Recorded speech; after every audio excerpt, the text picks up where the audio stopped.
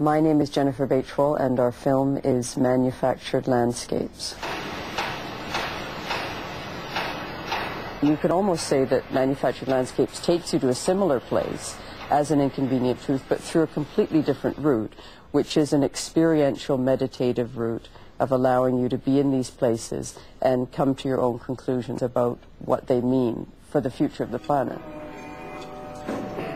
And in Manufactured Landscapes, it really is about, I consider myself to be a fairly environmentally aware person, and yet being in some of these places in China was truly devastating. I mean, we were in locations where you would do a 360 turnaround and there was nothing natural left. There were no birds, there were no trees, there were no weeds in this environment, and people were living here. So I made 3 trips to the Three Gorges Dam looking at that massive transformation of the landscape. And it looks like a bombed out landscape, but it isn't. What it is, it's a landscape that is an intentional one. In some ways, I've always talked about Burtynsky as the author rather than the subject of the film, because what you're looking at is the worldview that he is giving us in his photographs.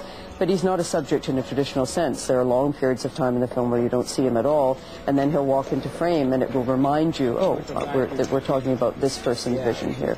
And that was quite deliberate on our part. I think what Burtynsky's photographs do is they allow you to witness and experience the places you are responsible for but would never normally see.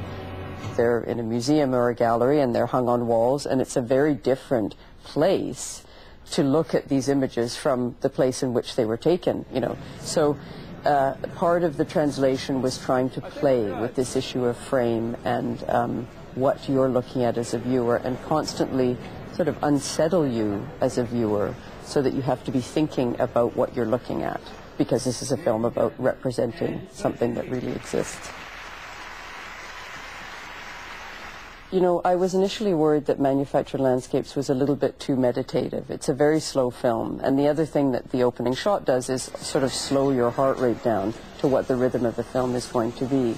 But I wanted to follow the photographs in being experiential rather than preaching. And whenever we tried to add more dialogue or more argument, the film tipped over and became didactic, and I really did not want that to happen.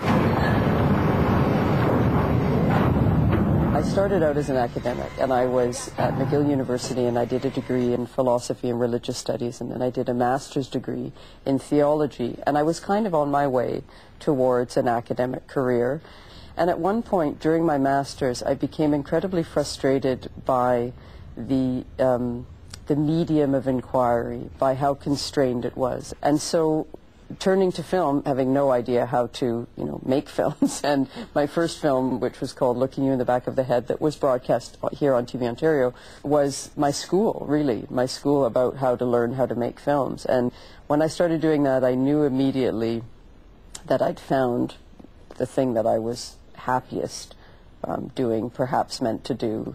And that was, I guess, 15 years ago now, and we've been making films ever since.